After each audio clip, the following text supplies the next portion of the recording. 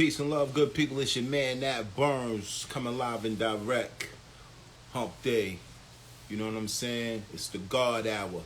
And this is how we doing it, man. No green screen today. We coming live straight from the headquarters, man. Got a really good brother coming through. I want to chop it up with you today, man. My good brother, man. We go way back. Like I said, we go back like we forgot something. I met this brother a couple decades ago, maybe a decade and a half ago.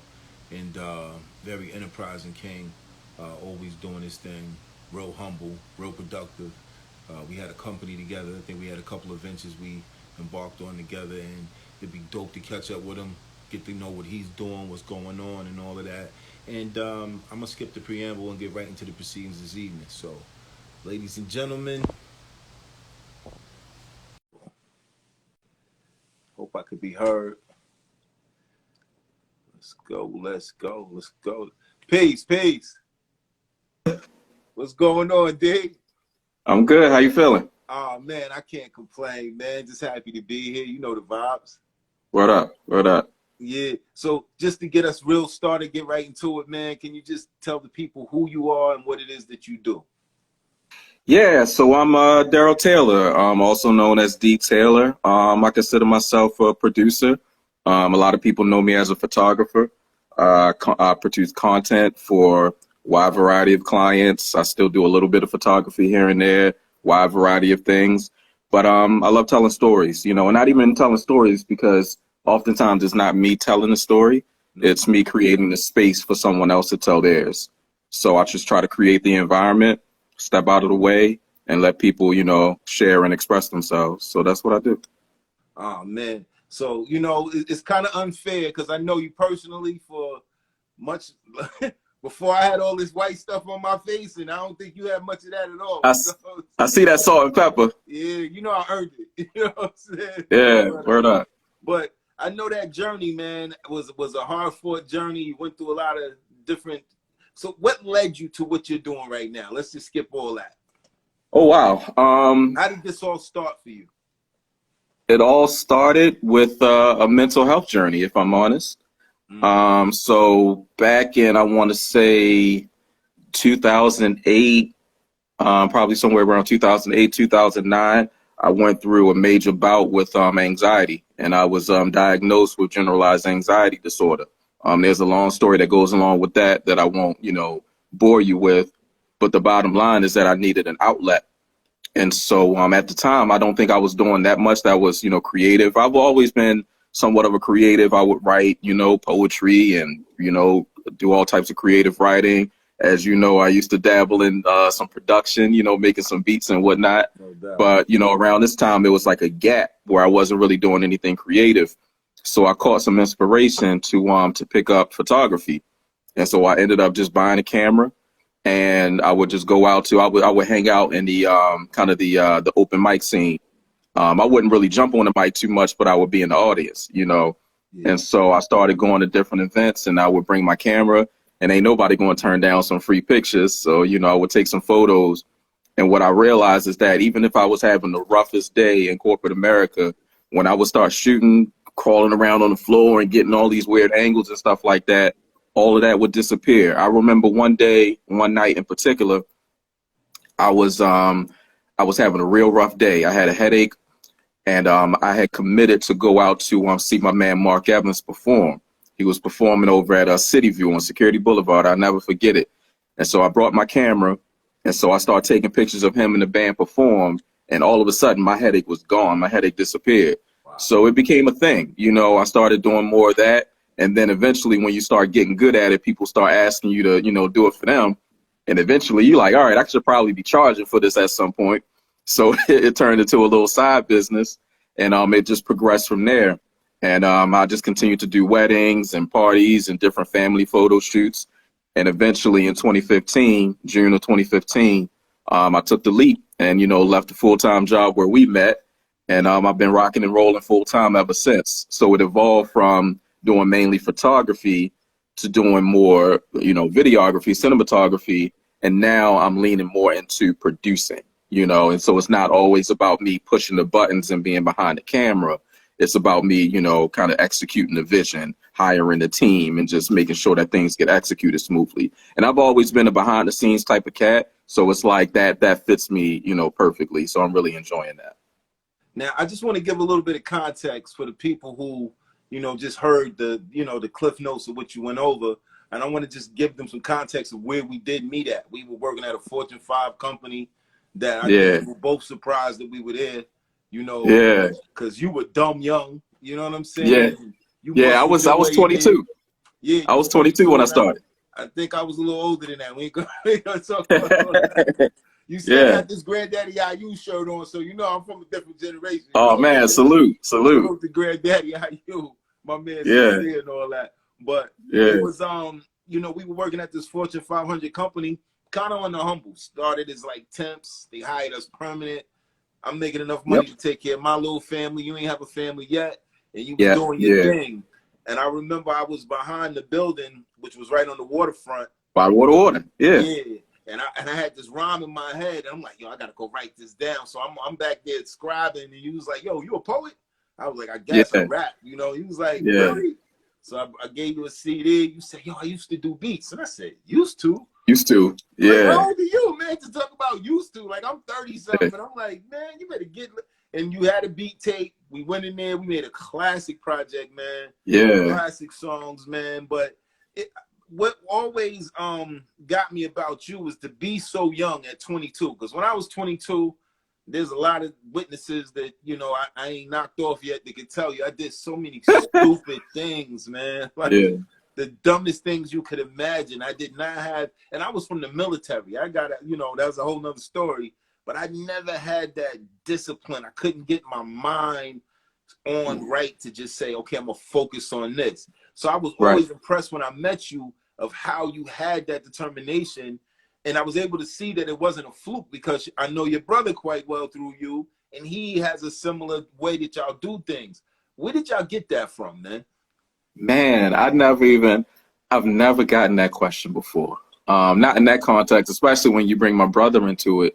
I got to give it to my mother, man, because beautiful lady too, man. Yeah, my mom, and I just got off the phone with my mother just like a few minutes ago. But yeah, my mother, she unfortunately was married to a man who, had a drug and eventually had a drug problem. And the reason that I give that context is that she never lost focus. And sometimes I think about where I would be if my mother lost focus. You know what I'm saying? So it's like she didn't have the help she was supposed to have, but she stayed working, for the federal government for, almost 40 years. Yeah. You know what I'm saying? And it's like, I remember, days, where, she would have to go and get one of them, payday loans just to have enough money in order to get to the next paycheck. That sort of thing. So it's like, she always was God-fearing, go to church, took us to church and whatnot. And she didn't have a bunch of men, coming in and out the house, even though my father wasn't always doing what he was supposed to do. Yeah. So it's like, I think that given that, experience and environment, it can't help but to rub off on you to kind of just, stay focused. And she wasn't focused in a way where she wasn't a human being. She would still smile. She would still have her emotional moments and all that other stuff. But she always made sure that things got taken care of. And it's like, I think that really rubbed off on me. So, when I was 18 years old, just graduating high school, I got my first apartment. I graduated in May. I got my first apartment in December. You know what I'm saying? Before I got married, I never had a roommate. You know what I'm saying? And it's like, so that type of, just wanting to take care of yourself and make sure things get taken care of. And then I'm a Taurus, so I'm real grounded, that sort of thing. I'm Aries Taurus, but it's like that Taurus side is real, real grounded and everything. So I think that's where that comes from. I've never really gotten into any like real trouble like that. I've had my little moments, hanging out with different people or whatever, but I've never been like the wild one and have to like go through all this wild stuff in order to finally get some sense of maturity. So I appreciate that question. Yeah, go ahead. It's safe to say you didn't want to hang around till the cops come, so you had to head home soon as it got done. I'm out. And even like exactly, like you living is a blessing to you. There you go. There you go. Yeah. That's an Yeah. insider. Yeah. Insider. Insider. Yeah. But that's it. But that's Yeah. it though. And it's like, same thing with my brother. He went to Morgan State, straight out of high school. He went to Morgan and he worked, also for the federal government for years, still do, what I'm saying, and does his real estate thing on the side as well. So it's like, yeah, that was definitely a thing. There was something else I was going to say, but I forgot. So go ahead. Sorry You keep about going. that. I just had Nah, to nah, get it's all that good. because what you explained was that song that we did where you had this vision that you said, I'm not gonna hang around till the cops come, so I'm gonna head home soon as it gets done. I love my That's what I life. was The going to fact I'm say. living is a blessing to me. You know what I'm saying? That's the thing I was going to say. I was never the one to just ride around with a bunch of cats. I was always the one driving. You know what I'm saying? So it's like I never wanted to be in a situation where I'm completely dependent on somebody else to give me a ride home, to give me the other half of the rent. I just never wanted anybody else to have that type of influence over my life. So Yeah, it's like that was just always a consistent thing. no doubt. So when I met you, you was pretty much a full-fledged grown man with them 4 years from 18 to Yeah. 22 being on your own, because I know what that was like. I left home 2 weeks after graduation, but it wasn't my apartment. It was Uncle Sam's compartment. You know what I'm Yeah. saying? It Yeah. was Word. crazy, man. But Yeah. I remember meeting you, man, and just knowing how focused and driven, like anything we undertook, because we did the music, you were focused, you was driven. And then we spent it off and we did the website, Yep. Yep. speakyourpiece.com, which was an institution of sorts Yeah. in that Baltimore open mic. Big shout to Femi, man, too, man. Yeah. Femi And all the definitely poets opened that that came door. out and represented, man. Rest in peace to our good brother Emmanuel Jackson, man. You know what I'm Oh saying? man. Oh, that broke my heart, man. But Yeah. it Yeah. was some nice connections made there. That was a real organic project we put together. Can you touch on that, man? Like, because you were the brain behind us putting that together, man, and that was 2008. If we could date ourselves a little bit. Yeah. Yeah. So with that, number one, I've always been somebody that's always been like engaged in conversation. Even to this day, I talk about it all the time. I go to a post, I'll be reading the comments. I want to see what people's talking about. Yeah, So I definitely want to have, and then, I was always part of the whole OK Player thing, with the roots no and all doubt. that stuff. So I would be on that website, on the message boards and stuff like that. So I wanted to create, a platform for people to have open dialogue and stuff like that, not necessarily specific to music, but just anything, issues and stuff like that. So yeah, that's how that whole thing was sparked. And, you were part of it and, a few other cats. And then Femi came along. He had the opportunity to create an open mic, you know what I mean, at Payju's, shout out to everybody over there. Yeah. And yeah, we did the open mic over that summer, which It was was dope like an too. open mic Phil Donahue type of Yeah. situation, man. It was a really good time, man. Met some good people there. And then, and this is put in context to what you were saying earlier about some of the mental health things we were probably dealing with at the time. I know I was dealing with a lot. I lost family members and all of that around that time. And then at the same time, we were going through that recession. Can I say something about that real quick? Yeah. I had thought about you recently, and I don't want to, take you into no place or nothing like that, but I had thought about you recently, and it's like until I lost my father, and then I lost my grandmother, and then a couple years later I lost my father, and then my grandfather right after that. I had never experienced loss, with somebody that close to me. I had lost an uncle before. I lost my other grandmother, but I wasn't really super close to them, so it didn't hit me as hard. And I guess what I'm getting to is that I think back to that time period where you lost, your people. And I got to be honest with you, bro. I know you probably don't expect me to say this, but I didn't know how to show up for you. You know what I'm saying? Back then. That was crazy, man. It was, I mean, I can't blame you. First of all, you what? I think, well, how old are you now, D? So I'm 39 now. So I got you. I don't even want to, I'm proud, all right? Yeah.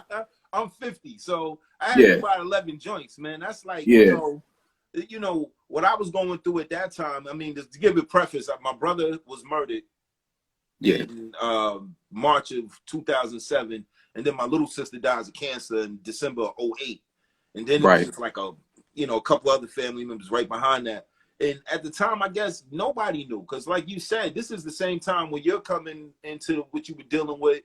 with the anxiety and everything that we were talking about behind the scenes, because Right. there were times when like we were doing business together and we would clash on some nonsense reasons, because we always had the vision for what we wanted to do.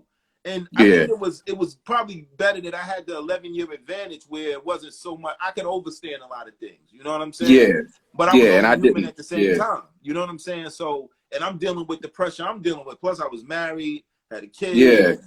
you know, then that Exactly. recession hit, and that was crazy, man. That was the Yeah. way they played with our minds, and you know, Yeah. you get impacted. Yeah, now you had this job for so many years. Now you're unemployed, and you can't really. You came on as a temp. You don't really have the same credentials as your Yeah. coworkers. You know what I mean? Yeah. So it's like, so I'm 25, 26 years old, and it's like, you know, you were going through it, and it's like, I had, you know, I had compassion, but I wasn't really able to empathize in the way that I would today. And it's like, you know, I try not to, you know, harp on like regrets or nothing like that. But I definitely thought about that a couple months ago. And I was like, man, I think back on times like that where you're young and you don't really know.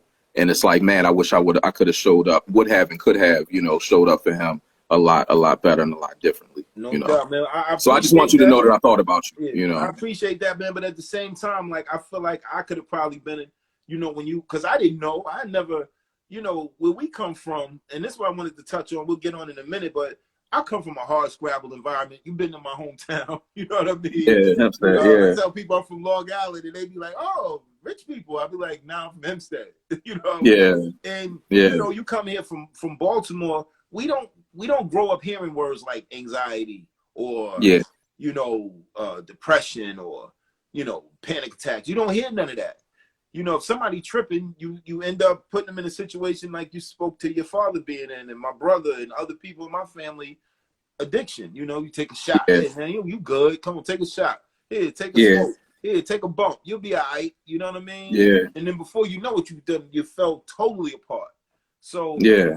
I think even at that time, if I could do it over again and look back at it, because I never had a younger brother. You know what I'm saying? So when Hmm. I met younger brothers like y'all became my younger brothers. And you know, when you've been a younger brother, you don't know how to be an older brother sometimes. So Yeah, I regret some of those times too, because we could have, you know, it was a lot of things, a lot of ideas that we could have built on. But you know, things were yeah, happening, man. You were building that beautiful family of yours that I still see yep, everybody smiling in the pictures. You know what I'm yep, saying? yep, So you were doing yeah, something right, man. You know what I mean? yeah, yeah, for sure. So I know you said you got into the photography based off of you know, what you were going through with mentally, but then you got in there and you like took that thing over, man. Like, can you speak to some of the places it took you beyond just the therapeutic places in the short term? Yeah, yeah. So I guess, you know, still being in the corporate world, I was doing little events and things like that and just, you know, scraping a couple dollars together, just, you know, doing shoots and whatnot. And then things started to grow where I was asked to do like more corporate stuff and stuff like that. And also, I wanted to, so part of my story is that I wanted to test out, you know, how far it could go. So I ended up renting a studio space for a year. And it's like my thought process was, if I'm able to keep this studio up for a year, and that rent was expensive too. So if I'm able to, you know, get the income in to, you know, keep the studio space up, I know I got something. So I was able to accomplish that, but then I realized I didn't really need the studio as much as I thought I did. So I ended up letting that go, but it let me know that I had something. So come 2015, January, I decided like, you know what? I'm gonna try to save up some bread for about 6 months and then I'm gonna take the leap, you know. So you know, 6 months later in June, I ended up you know, leaving the job. I had been there for 10 years and it's like they gave me a little, you know, award type of thing for my 10-year anniversary. And I, you know, returned that with, you know, my or exchange that for my resignation. You know what I'm saying? And so it's like from there, I just would do stuff, you know. So I got some opportunities to travel a little bit through a little interaction. I was able to meet Kevin Hart. Ended up doing a little photography, you know, while he was on his tour. Hit a couple spots, and I also linked up with Total through but just by chance. It's a story that goes along with that. But you know, the old bad boy group Total, I linked up with Keisha. And you know, I ended up going on the Bad Boy, you know, reunion tour, and I did a few dates with them, and that was probably one of the most amazing experiences because I grew up, you know, with that. I'm a, you know, I grew up, of course, I'm born in the '80s, but grew up on, you know, '90s music and everything like that. So being in the spot and, you know, hooking up with Total and, you know, being around Diddy and just so many other people, Carl Thomas and Mace and, you know, everybody that you grow up seeing. That was probably one of my favorite, you know, experiences. You know, I photographed Oprah before, you know, down at the Smithsonian Museum, the African American Museum, you know, so a lot of different things like that, you know. So I'm really proud of all of that, and it's like just being able to establish connections and just meet really good people. And that's the one thing that I can say, you know, I've met quite a few celebrities in my time, and it's like I haven't really had very many bad experiences. You know what I'm saying? Like, because my biggest thing is that I always treat people like human beings. I always try to connect with people on a real human level. So, you know, I can't really recall any really bad experiences that I have had, you know, dealing with somebody who's like quote unquote famous. You know what I'm saying? Because at the end of the day, we're all people. You know, so like I said, you know, Kevin Hart was super cool. You know what I mean? Everybody on his team is super cool. It wasn't no issue. You know what I mean? And the same thing with, you know, Bad Boy. You see some things go on, you know, behind the scenes, but as far as how people interact with you, you know, I remember running into Tashik, you know, from the Locks, you know, backstage, and, you know, just dap them up and show love and everything like that. And it's like everybody, it was just such a warm environment. Everybody was like super cool, you know. That was bugged out for me though, because what's your man, the Revolutionary, man? He said it was three of y'all. It was you, it was your man Q, and it was the other cat that was Nation Building. You know what I'm talking about, man. He was your man. Oh, my man Israel Martin. Yeah. So he was like, yo, Yeah. you know, three of us coming up, you know, I forget who he was, but he said Q was Jay and you was Diddy. So who was That's what he said? Who was it? Yeah, he said coming up. That was how y'all were. Okay. You know he was always more like the he was always inspired like Wu-Tang. He was like the RZA, you know what I'm saying? He was like that type. Yeah. So Yeah. it bugged me out when I saw you. I saw pictures of the prayer. I'm like, yo, dude is really there with somebody that I know that you probably, and at that time, I didn't know much about manifestation and things that you can manifest. Like, it's just like when I found myself in a picture dapping up with Rakim, and it's like, what? Yeah. You know what I'm saying? Yeah. Like, yo, and you don't want to be no fanboy, you know, it ain't about all that, you know, especially. Yeah. I'm gonna tell you, the only time I didn't completely fan out, but I was starstruck. I was in Total's dressing room. We just sitting, you know, backstage and whatnot. And Raphael Sadiq walks into the room. And I'm a huge Tony fan. Yeah. You know what I mean? Like, that was my vibe. Tribe Called Quest, you know, Raphael Sadiq, Tony, De La Soul, all that. I was that cat growing up. Yeah. So it's Neo like Soul before Neo Soul. Exactly. So it's like Ray walks into the room and I'm like, yo, you know what I'm saying? Yeah. So it's like, yeah, that manifestation is real. You know, that manifestation is very, very I'll real. give you another one. The young lady you introduced me to her music, Algebra. Oh, Algebra, yeah. Around the same time, 08, something like that. And I think you gave me like 2 or 3 songs to play for our finale when I DJ'd that night. And I found everything I could find on her. And I used to just listen to her all the time. And then I remember in 2020, I got taken out for my birthday, and who do I go see? And I'm like, wow. Algebra, yeah. Because I didn't even know she existed. Like, I didn't know what she looked like. I know she had like a lot of videos out there. But I just knew I was always going to meet. But in my mind, I knew I was going to meet her. I just didn't know how. I didn't know when. I didn't know where. And next thing you know, when I sang that and I said, yo, I knew this was going to happen. You see in that picture where she's like, just certain things like that, man. But it's been a blessing to see you move with such humility too, man. Because, you know, but what I did want to touch on is coming from this hard scrabble town that you're from, man, Baltimore, USA. How did you manage to stay above the fray of what this city can sometimes do to the best of them, as we can see? You know what I mean?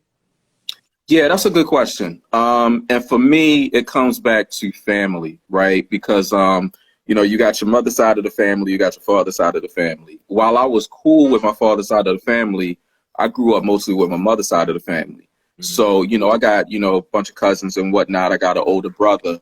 And so I always say that I never felt the need to like join a fraternity because I always had like my family. You know what I'm saying? So it's like I really didn't have that desire to just be, out on the, you know what I mean? Like I wasn't never the dude that, be on the block, this is my block. And it's like, we spent most of our time actually on a certain block, to be completely honest. But it was, how Baltimore is, where you have like, a neighborhood or you have a street that's pretty rough, but then there's like this nestled community that's like in between everything. And it's like you got trees, you got a park and whatnot.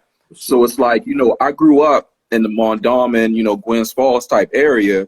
And it's like, that's actually where my father got high most of the time. But then my grandmother lived, by Hanlon Park off of Gwynns Falls, where it's like trees, and most of the people that were on that street are homeowners. They have been there since 1955. So it's like we were kind of nestled in this one, community that, it wasn't nobody getting killed on that block. You know what I'm saying? It wasn't nobody, slanging on the corner up the street or nothing like that. So it was kind of like nestled in, So it's like I was so close to my family, both my male and female cousins, that I never really had that desire or that pull to get love, on the street somewhere, because I had love, with my grandmother and my cousins and everybody, every week. So it's like, a lot of people talk about like holidays, Thanksgiving and all that stuff. Yeah. Like we a soul food family. My grandmother and my aunts and my mother, they were cooking every Sunday. We were over at my grandmother's house every Sunday having Sunday dinner after church and whatnot.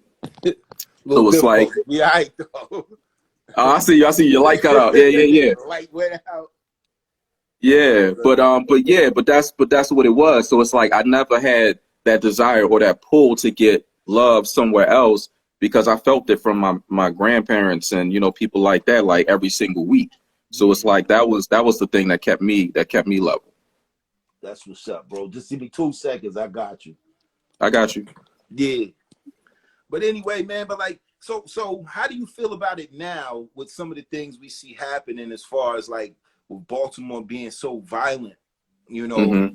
as much as the violence is now, like, because this ain't, I've been here 19 years now, believe it or not. Damn. And I've Wow. never, yeah, man. So I feel like I'm from here. I've literally lived here longer than I've lived anywhere else. I'm from Right. New York, grew up in Alabama, lived on the West Coast, lived in Atlanta, lived all these places, but Baltimore now is the place I've been headquartered the longest. And Right. I'm just wondering, like, to see it get like it's gotten, how does that, how does that feel to somebody like you that's been here all your life? And is this as worse as you've ever seen it? I don't know if I could say that. I've never really thought about it that way, but I look at things a lot differently now because I had the fortune of developing a relationship with someone who's become a mentor for me. And he's a clinical psychologist. His name is Dr. Henry Gregory. And so I spent a lot of time with Dr. Gregory. I've spent a lot of time with him for, I want to say, at least like the past 3 years or so. Like we're with each other at least, it used to be every week and now it's like once like every 2 weeks. But either way, he helps me understand behavior a lot better. Mm-hmm. And so when I look at people now, the same way that I look at myself, I just see people who are having trouble getting their needs met, right? So I don't want to get like super deep, but it's actually something that I want to talk about on my podcast sometime soon. Yeah. There's this concept that he introduced me to, and it's a well-known thing, but it's called Maslow's hierarchy of needs, right? And so you had this psychologist named Abraham Maslow who, decades and decades ago came up with this hierarchy of needs. And basically, it just lists all the basic fundamental needs that everybody has, no matter who you are. So like, safety needs, love and belonging, self-actualization, food and shelter, so on and so forth. Mm-hmm. So when you see someone acting out in a certain way, it may look crazy to you, but one way or another, they're just reflecting the fact that either their needs haven't been met or somehow, some way, they're trying to meet those needs. You know what I'm saying? And so it's like when you look at it that way, you're able to not separate yourself from people because you understand what it is to have needs as well. And you can see somebody else like, man, I may not understand what they're doing. I may not agree with what they're doing, but somehow, some way, the needs that they have or the needs that they may have had as a child were never met. You know what I'm saying? So it's like, that's the way that I look at things now. You know what I'm saying? So it's like, it's a lot of crazy stuff going on, but underneath it all, you just got people with basic fundamental needs that haven't been met. You know what I'm saying? And it's like, and it's real unfortunate, you know what I mean? But it's like, you know, either people don't feel safe, they don't feel loved, you know, they don't have adequate food and shelter, you know, so on and so forth. It's like, you know, if they don't have that hierarchy of needs, they're going to do some wild stuff in order to get those needs met. And most of the time it's misguided. Yeah, it just seems to me like it's apexing right now, and it doesn't help. I mean, because this always been that. You know what I'm saying? Not for nothing. It, from my whole childhood back in the 70s, I'm sure in the 60s, it's always been that. But I think when you take that and you add the apathy that we get from all these social things that we do, the more social media we have, the more antisocial it's like we've become. You know, Yeah. somebody get beat up, and instead of saying, yo, that's foul, it's fodder for social media. Like, oh, you know what I mean? It's a joke. Everything is a joke. You know, I remember when the pandemic started and people was making COVID jokes, thinking black people couldn't get it at first. And then when we started dying more than anybody, some of those same people I saw making jokes was like crying because they were losing people that were close to them. And it's like, even with the violence, you know me, man. I rap. I'm an MC. I'm from that era of you know, the metaphors and the gangster rap and all of that. But I really do feel that even when we were having that, we still had empathy for our fellow men. It was still things we just wouldn't do. You know what I'm saying? And it's like we got to a point now with these young boys. And I remember Tupac saying, I guarantee you the one that comes after me ain't gonna have the compassion I got. Y'all can blame me if y'all want to, but the one coming behind me, you don't want to see him. And I feel like we got a whole bunch of them right now. And it's like, it puzzles me. How can we, you know, what can we do to rein them in a little bit? And you brought up a really good point. And it's like when you get into the social media conversation, it gets real deep, you know. And because even when you look at it like on a dating level, right? I'm so glad that I got married before like the whole online dating thing was like super popular. So I ain't never known nothing about Tinder or nothing like that, right? But it's like when you look at social media, it basically just makes people items on a menu. And it's like it takes away people's humanity. So it's like, you know, I could just, you know, swipe, Lying, and though, I'm not, bro. You're not even lying. Like, it just hit me that you're not lying. Like, it desensitizes you because it desensitizes you. There's so many beautiful sisters who will show you everything, leave nothing to the imagination. That you ain't even impressed no more. You ain't even got to go to the strip club. I tell people I just throw money on my phone and pick it up. Exactly. I'm joking, but it's what I'm saying. Yeah. But it's like, you know, you don't see people as human beings. You just see them as objects on a screen, on a menu that you could just, you know, just take your pick and swipe through. You know what I'm saying? Just like you were at TGI Fridays or something like that. And then on top of that, or in addition to that, you're basically every day seeing people's highlight reels. So it's easy to have like a lot of envy and jealousy because people are only showing you a representation of themselves that they want to show you. So it taps into your insecurity if you're looking at somebody who you don't see as being no different than you, but they seem like they got it better than you. So you walking around mad now, you know what I'm saying? Because your life doesn't look like the life that they showing you online. So it's like all of those things. It just plays with your head. All of that stuff plays with your head. It's like social media is like a bunch of followers. I was real resistant to it, but I was talking to a good friend of mine and he was hipping me as to how TikTok works because I wasn't going to create no TikTok account. I didn't get it.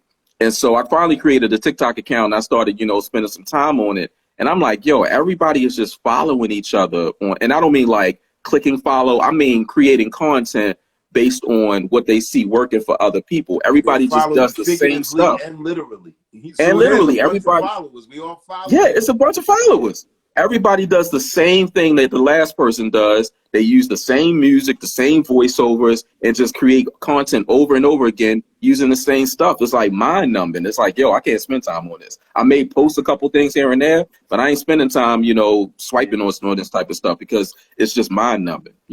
But I tell you what, though, it's indicative because we all use it now. Yeah. 3-year-old babies know how to operate phones. We got 80-something-year-old grandmas, operating, doing TikTok videos and things of that nature. And it's almost indicative of where your mind goes, your energy, you know what I'm saying, goes, because we can use these same phones to do anything. You know what I'm saying? There's so much information that could change your life for the better in any way whatsoever. All you got to do is ask the question and follow the directions in a lot of cases. Yeah. But people will use those phones to do everything but that. You know what I'm saying? Yeah. And then they'll say social Yeah. media is trouble. No, I think you're trouble, and you brought Yeah. it to social media. So now social media becomes trouble, because I remember when we had speakyourpiece.com, man. It was crazy because that was message board days, bro. Like, Yep. we were the first, social media. Like, people would come on our message boards and we'd have a topic and people would talk on that topic. And then what was fun about what we did is because then when we did the open mic, we took the most controversial topic through the week From the site. and asked the question live. Yeah. See if you got that same energy, you know what I'm saying, when you in front of people. And that's what you can't do today. Like, it's people that literally just wait to what they call troll people, which is just bother you, just say the most ignorant things to you, just because they can, just because they have nothing else going on in their life. They just want to bother your life. You're doing something good. Yeah. You want to show your child, oh, that's the ugliest baby I ever seen. Yeah. And that's why you have to, because, kind of what you were alluding to just now was that, your phone, social media, all these things are just tools. And it's like you decide how you use these tools. And so you have to have the mental discipline to say, you know what, I'm not going to follow this particular pattern. You have a lot of people that they would be better served just to have a journal. Don't make all these posts on social media. Just write stuff down in a notebook. If you have some stuff to get off your chest, just write it down in the notebook and just close that shit up. You know what I'm saying? Full transparency. I'd be like, ooh, I don't even know you to begin with. So this exactly. Is juicy. Go ahead. Exactly. And it's like, and so it's like I've been leaning into that discipline, a lot more lately, where it's like I just want to make sure that I'm proud of whatever I post. It don't matter if it gets 2 likes or no views at all. I'm just going to post what's on my heart. That's why you go to my page right now, I end just about every post by saying love. You know what I'm saying? Love, love, love. Because that's what I want to. I know it sounds cliches, but I want to spread love. I want to talk about mental health. As I'm learning more things about mental health, I'm sharing it. So it's like on my podcast, I've done little mini episodes recently where I pick one topic that's mental health related, and we're learning about it together. I'll literally pull up the website and I'll read the definition of the term to my audience and then put it into context for them. So I'm not an expert myself. I'm learning and I'm sharing as I'm learning. And so I'm very intentional about this is what I want to do, going forward. I'm not just trying to bitch and moan all day on Facebook and Instagram. I want to do something productive. And whoever it's for is going to be who it's for. Whoever don't see it and doesn't pay attention to it, it's not for them. But I know that there's going to be at least one person that's going to be helped by whatever I'm putting out there. And that's how you find your tribe, And that's exactly. Absolutely right, man. It's crazy to me how, it's funny. I mean, we've all gone through it, that there's some people that follow you. They've never commented on anything you ever posted. And then you post something that they just jump on like, oh, no. And it's like, wow, if you didn't like it, you could have just kept going like you did all the other thousands of posts I made. But today you had time. And then you got people that's taking that to another level. They taking it from the stratosphere to the streets. It's these young boys out here that get into these back and forths about the gang, you the ops, you to this, you to that, and they on social media, and then they forget they did this 3-4 weeks ago. Right. Now they go over to their auntie house that just happens to be in a neighborhood where them people you was talking about live at, you go live at the cookout, and now they done shot the cookout up, man. Right. Right. You know, Right. and it's just like, okay, now we've gone too far. You know what I'm Yeah. saying? Now we definitely, but how do we put the smoke back in the bottle? How do we put the toothpaste back in the tube? Yeah. And it's like, for me, that's a big question, you know, so I don't have a direct answer for it, but I know that, you know, you can only do what you can.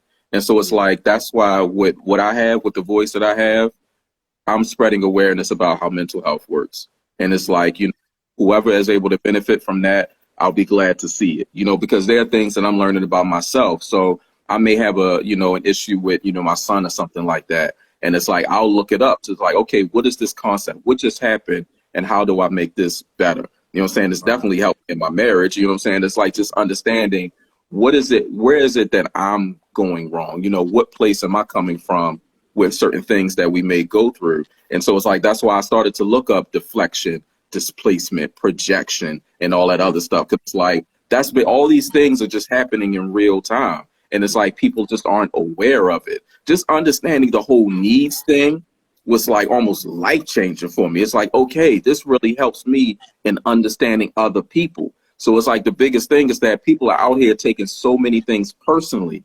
But it's like what Dr. Gregory says is that people don't do things because of other people. People do things because of themselves. And it's like when you really start to internalize that and realize that, you take far less things seriously. So you don't need to be down in the comments arguing with somebody because what they're arguing about has nothing to do with you. They just had a bad day and they're taking it out on social media. And you're thinking that they got a real problem with you. So you got to go tit for tat. And now the whole situation is blown up, you know? So it's like the better that people are able to understand mental health, the better that people are able to understand themselves and how needs work, how emotions work and all this stuff, they're able to handle interactions a lot better. So I don't think that there's like this a one size fits all solution to what we're seeing. I think it's a lot of micro things that are happening at the same time. And we just got to do our best to contribute to some sense of a solution. But this issue wasn't created overnight, and it's not going to be solved overnight. It ain't, definitely not. But I hate to say it, and I never thought I would, but I think we need some Calvin Buttses and some C. Dolores Tuckers out here. You know what I'm saying, man? Because this is crazy, man. Like, yeah. We lost Biggie and Pac, and I thought that was the end of the world, man. You know what I'm saying? Tupac, I shed tears. Biggie, I was numb. But nowadays, these kids lose so many of the rappers that they idolize and look up to that they look forward to dying, it seems like. Like, that becomes a part of the package. And I remember saying that in a song years ago. Like, the rappers that became thugs. It's a chain reaction. It's like, you know, when do we get back into this place where somebody somewhere, and I think it's so eroded now that I almost want to, you know, I think what I say, Marvin said it make you want to holler. Mm-hmm. Throw up both your hands like, yo, this is crazy. I can't believe that we are so far gone that you could just walk up on my porch, shoot me in front of my mother, you know what I'm saying, and not care. And then you justify it by just saying, well, I was the ops. Yeah. You know? Yeah. And you know, I don't know. I didn't want to spend too much time talking on that, but I sometimes feel remiss when we don't talk about it because it's a plague. It's more of a pandemic to a certain extent than COVID. We living in the town we live in, we have a more likely of a chance of coming across some situations like that than we do coming across COVID sometimes, man. And right, you know, it just needs to be talked about, man. But to change the segue out of that, what you got going on now, good brother? Oh man, so first and foremost, I see a couple people join. I know if Ashley's still there. What's up, Ashley? You know, what's up, Lady Trey? Love everybody in the comments. I've been engaged. I ain't even showing. Yeah. I always try to make sure I see, you know, whoever's in there just so I can show some love. But yeah, right now I'm full-fledged in producer mode. So I've had the privilege of working with a lot of cervical cancer survivors over the past 6 to 8 months. Mm-hmm. And it started purely as a corporate thing where I've been working with a biotech company that specializes in cervical cancer therapeutics. But through that, I've been able to connect with cervical cancer survivors kind of on the company's behalf and start to tell their stories. And so through that, I also connected with an organization called Survivor, which was started by a lovely woman named Tamika Felder, a sister that is a cervical cancer survivor. And she wanted to, create, or she has been creating stories, sharing the stories of cervical cancer survivors that, she helps through her organization. And so I've been doing a lot of that. And so that has me traveling a lot. So just yesterday, I just came back from Houston. And that was on another project, but also cancer related. This was bladder cancer related. So all that to say, I've been just full-fledged in my producer mode, and just, helping to tell these stories. But on a personal note, of course, I have the Keep Firing podcast going. We do episodes once a month, drop them the last Friday of each month. So everybody can follow Just Keep Firing all over social media. So yeah, I do one episode per month with my brother Raven Akundayo. You've been on the show, of course, Nat. And I also have started being more consistent with doing what I call quick fire episodes, which are basically 4 to 6 minute episodes where I address one topic, one hitter quitter and just out. So just a little nugget that, people can kind of digest, and hopefully it'll help them in some way. So for instance, recently, I think it was early June, I released an episode on displacement, which is basically when you're taking your anger or emotion out on somebody that has nothing to do with your actual problem. And what's been going around social media for the past couple of days is the situation with the father that wanted to bring McDonald's food. Oh, wow. You know what I'm talking about? I wasn't going to bring it up, but I'm glad you did. Yeah. So, so you got the father that wanted to bring McDonald's food regularly to his son, but this child's mother has other children that she feels like he should be bringing food for too, even though they're not his. Mm-hmm. And, she got real angry with him. But her real problem in that situation is that she's insecure because she can't provide McDonald's food herself for her other children. So it's like when he brings McDonald's food just for that one child, it creates a situation for her where she can't do the same for the other children. And it's like it's an insecurity within her. So instead of trying to work that out with him, she gets angry about it and takes that out on him. And he just walks up and like a camera's in his face and she talking about exposing him and he don't understand what's going on. Displacement. And this is the type of stuff that I'm talking about. When people come at us a certain way, it doesn't have anything to do with us. We're just an occasion. We're just triggering that moment, but that he is not her problem. The problem is that she's not able to adequately provide for her children. And obviously those other children's fathers aren't doing anything. So it's like, I got this one guy that is actually is doing something. So instead of trying to solve my own problem, I'm putting everything on him. You know what I'm saying? He's the problem. Exactly. And I'm not even with. They're not even together. And it was crazy. Exactly. I asked this question yesterday to, I think it was yesterday, the day before yesterday, to some sisters. And man, the sister was like, "Oh, that's foul. Nah, that's wrong. It's other kids." And I had to be real. And my mother and father, they watched what I do, and they love me, but they always tell me to tell my story. You know what I'm saying? Okay.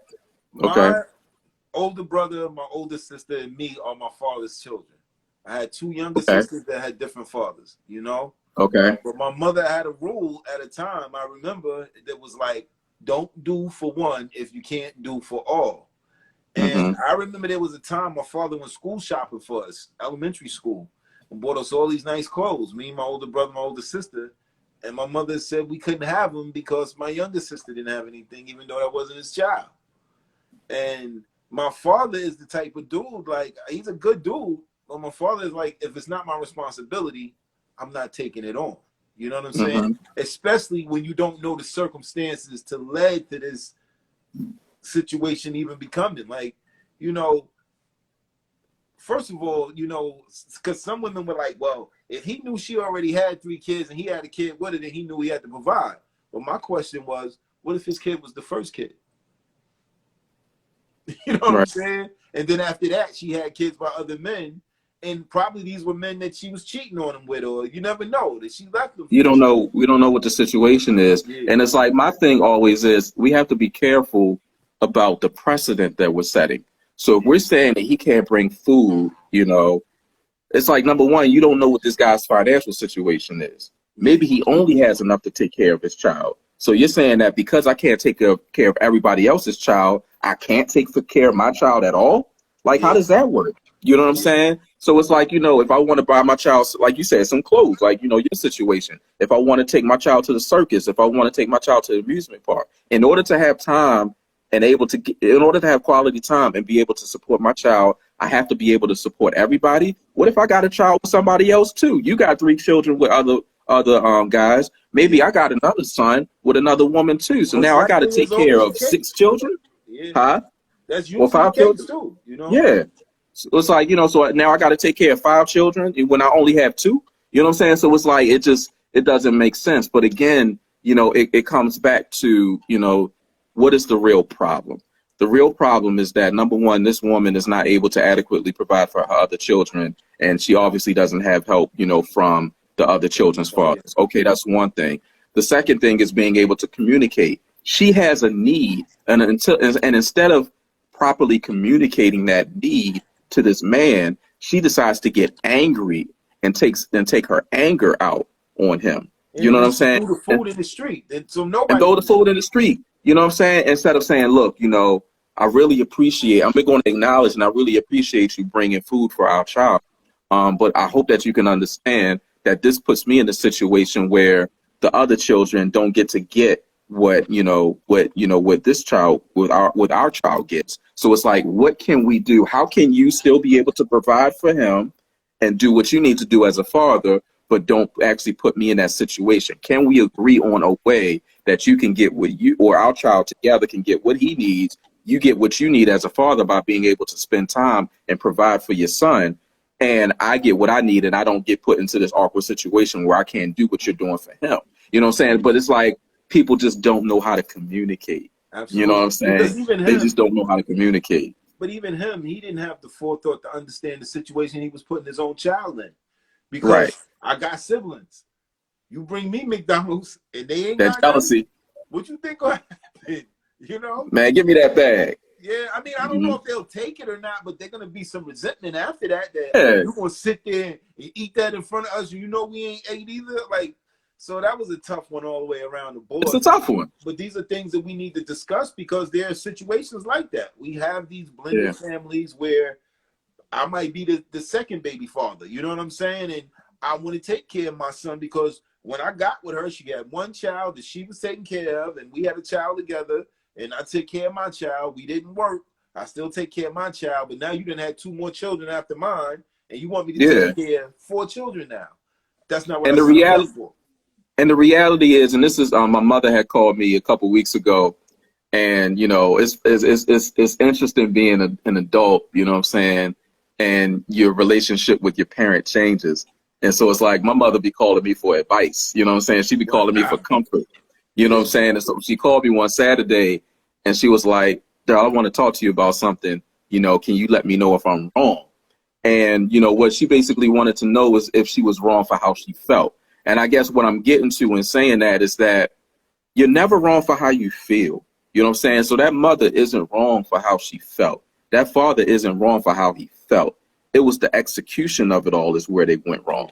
And so it's like we just have to be able to empathize with each other and really see each other in order to not get into those situations. I want to read this comment. You know me, I'm a comment It's reader. Angie. That's the author, Angie Liddell. What up, Angie? Okay. We might have to bring her in. We can't assume she can't take care of her children. While they were together, did he always look out for all the children? And now they're not together.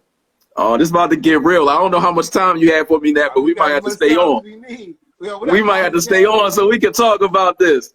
All the children, and now they're not together. He's only taking care of his. All right, so here's the thing. I'm not.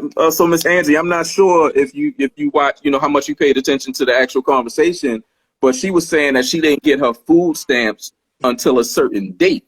So Yeah, it's like based on that comment alone, she's waiting for government assistance in order to have be it. able to feed her children. So she don't have it. You know what I'm saying? So he's bringing her food. I mean, he's bringing his child McDonald's while she's waiting on government assistance to be able to properly feed her children. So she can't she's not in a financial position to take care of the children in a way that they get to have those luxuries of fast food. Let's put it that Yeah. way. You know And what this I'm is not a saying? new phenomenon at all. Trust me, not even in my own house. I lived in neighborhoods. I'm from the projects, man. And I Yeah. lived in neighborhoods where I seen this happen where, you know, all kids be playing, and then one of the sisters and brothers be like, JoJo, your daddy here. And he come Yeah, through, yeah. Benz, you know, he like, hey, what's up, boy? Come here, man. Put something in your pocket. You can't be out here, bro. And don't give it to you, them trifling brothers and sisters you got neither. This for you. Don't let them ride your bike. Don't let them play your video games. And that's the complexity of, you know, blended families and having multiple children by different people and stuff like that. Those are the dynamics. And see, I have 2 children. I've been married 15 years. My children are about the same. Right? I remember when you first met her. Right. And so it's like my children are about the same woman. So I don't have firsthand experience with this. I can't, you know. so it's like I can't speak on how things should go, so to speak, as far as, you know, what he should do, what she should do. I just know that there's a breakdown in their communication, and they need to figure that out in order to do what's best for the children. But I'll go ahead. Go ahead. I will say this as a man, me personally. Like, I can always look at it from a different angle. But as a man, me personally, I know there's other children at that house, and I'm about to bring my kid. Right.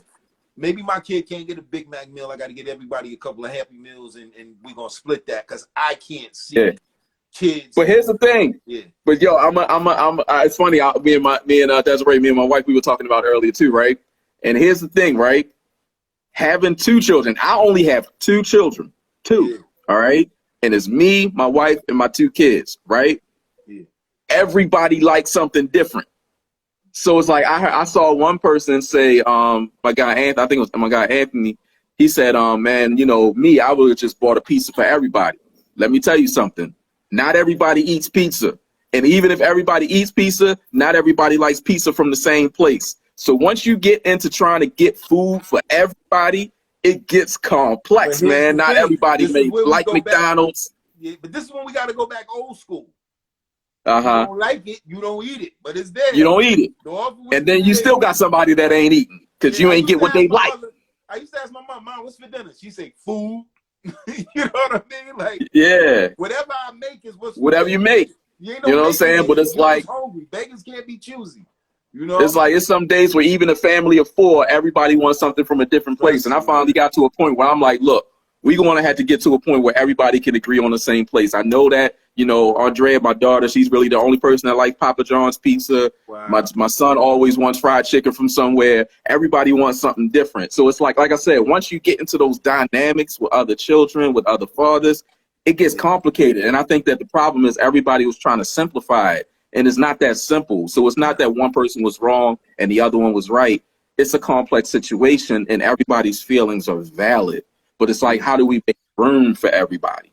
You know what I'm saying? And going back to what I do, that's what I try to do. I try to create space for people and you know, creating space for how people feel.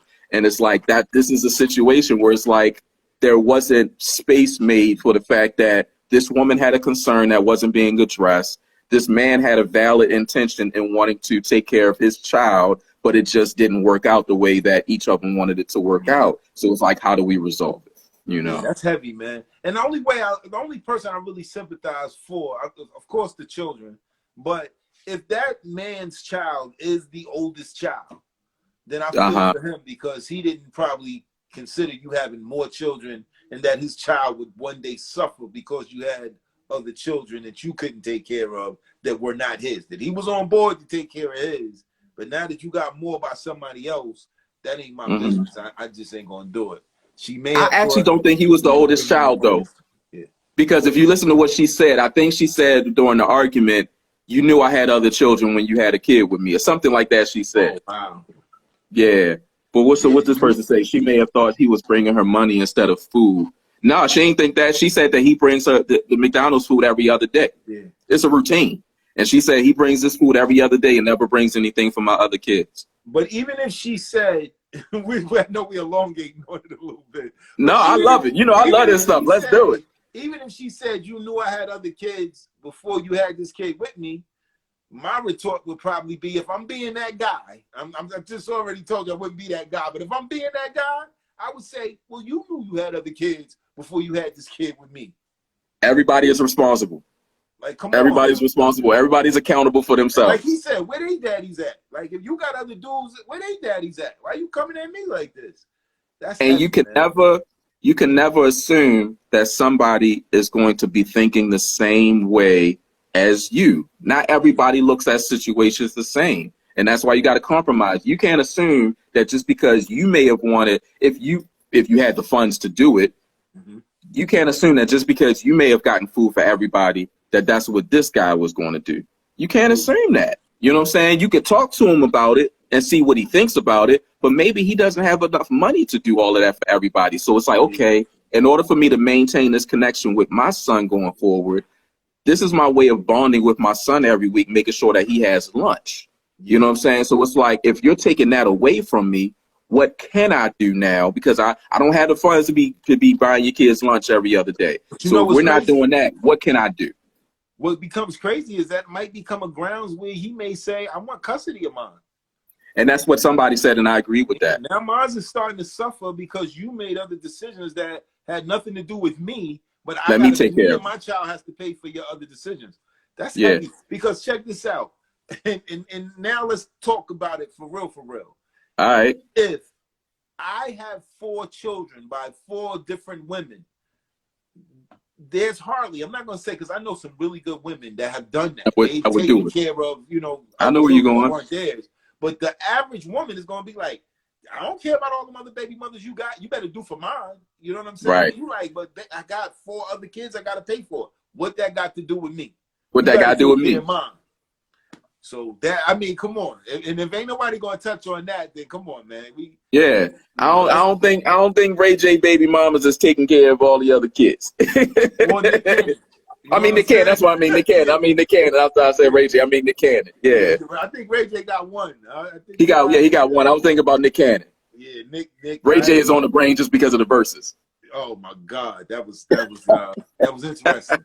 Big shout to Baltimore. Big shout to Baltimore. Baltimore stand up. Word up. Word up. Represented, and he was bullying them on some Baltimore stuff too, man. It was wild, and that was funny, man. Yeah, no doubt. Yeah, D, man, it's good to see you out here, man. So I see that you done. I just want you to give a little bit of advice for anybody who's listened to you, because I'm gonna point out something that you didn't have to point out, but nobody heard you say you attended the university of this, or you graduated summa cum laude. That you got it out the mud, bro. I remember.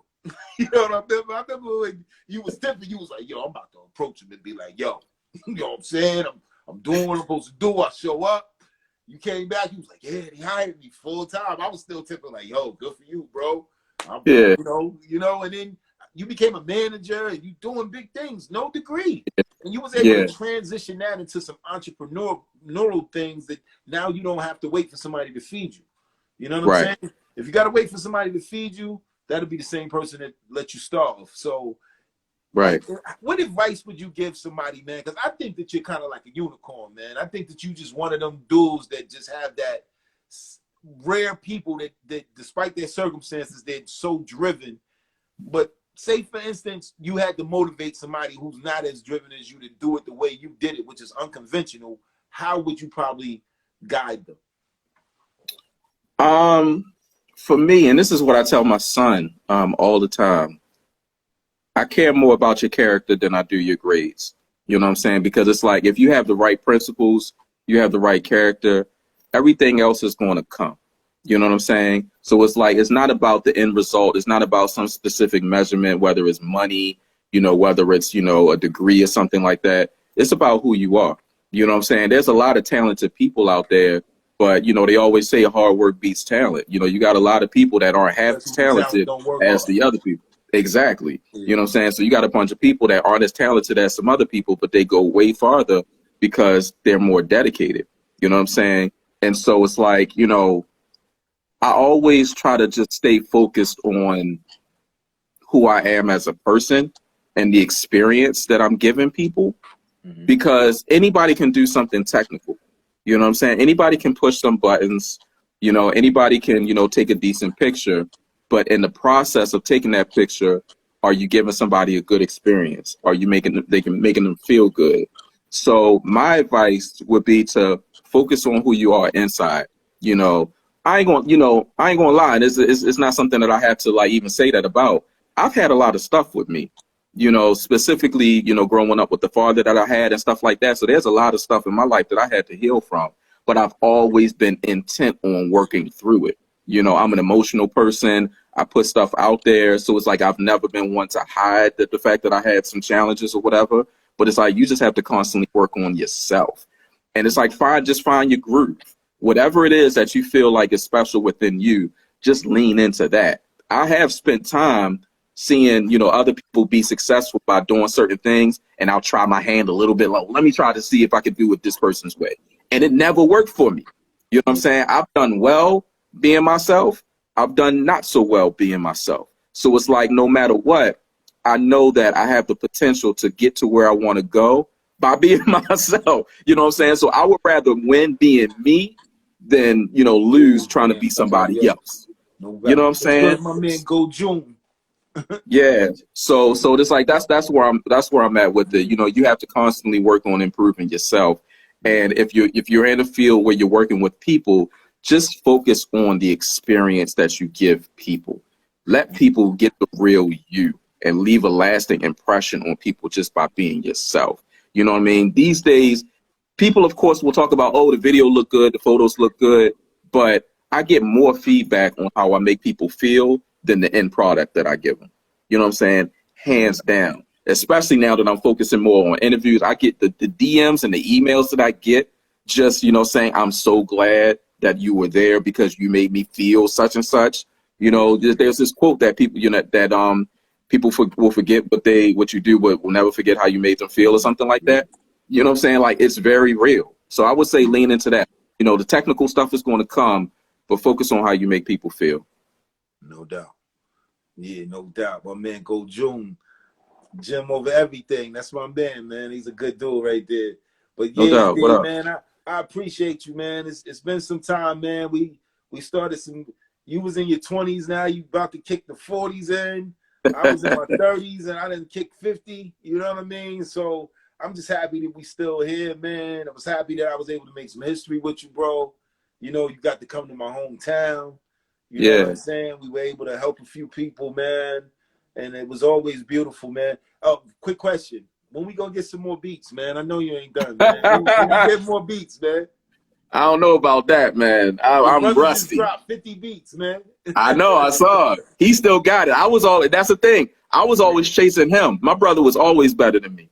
You know what I'm saying? I was always chasing behind him because he had that ear for the quality. He would get them crazy samples, you know, do his little RZA thing, you know what I mean? And it's like I was always chasing behind him, trying to catch up with him, you know? Yeah, but no more beats, man. You ain't taking it around? Nah. If anything, I'll be in here DJing, you know what I'm saying? I'm trying to be like you. Nah. Yeah. I got my little set. I'll be in here just doing my little DJ thing. Just, you know, that's one of my outlets. I got my little Newmark, you know what I'm saying, little set. And it's like, yeah, I got my controller and my Serato controller, and I'll be in here, you know, that's another one of my outlets, you know, the DJing, that's another one of my outlets. That's what's up, man. But listen, man, let the people know where they can find you. Let them know how they can book you. Let them know if they can afford to book you. You know what I'm saying? and just give them all your information if you can, man. Yeah, I'm affordable depending on what you're asking me for. You know what I mean? I know people that charge more than me, you know what I'm saying? But yeah, you know, you can follow me at Detailer Images. You can follow the Just Keep Firing page for the podcast. You can go to detailerimages.com to find out more about my services. I also have podcasts linked to the Detailer Images site. So yeah, follow all of that. But again, you know, my main focus these days is to production. I still do some photography. I don't do any weddings anymore. I don't do parties anymore. I don't do like family shoots anymore, but I do headshots and I do other creative photo shoots. So, you know, feel free to hit me up. These days, I ain't gonna lie, I'm super busy. I'll be on the road traveling. Like I said, I just got back from Houston yesterday. But, you know, if you can find some time in the schedule, you know, be happy to work with anybody as long as it's what I actually do. No doubt. That's a salute, man. With that being said, thank you, my good brother. This was long overdue. I'm glad we got a chance to, you know, really chop it up. It was good that we hadn't really talked that much off the record. So, you know what I'm saying? Now that we get to catch up in front of everybody, this was beautiful. We got to do it again, man. You know, and I just, welcome back. And I just want to say to you real quick, man, I appreciate and I admire your consistency. You know what I mean? The fact that you still be out here rhyming, you know what I'm saying? So, you know, shout out to Microphone Prince and everything like that, you No know, doubt. and I just love what you're doing. And especially, you know, with the God Hour, I know that, you know, being an Aquarius is tough, you know what I'm saying, sometimes to stick to one thing because your You mind know be, me, you know, bro. going different places. You know what I'm Angela's saying? an Aquarius too, and she's my role model with them books she writing, because you know I'm scatterbrained. I be rapping today, I'm hosting tomorrow, I'm writing a book Yeah. next day. You know, Yeah. but I'm trying to get it together, man. I'm But you doing trying your to thing be with the this. change. Yeah, Yeah, you man. doing your thing with this. It's hard to stay consistent. I know having a podcast, it's hard to stay consistent, Yeah, but man. you know, you've been sticking with it. I appreciate that, man. No doubt. That's love, man. Yo, thank you Yeah. everybody for checking us out. Yo, D, I'll catch you again off the record. All right, Salute, love, brother. man. All Thank right, you, man. man. Peace and love, y'all. No doubt. Love.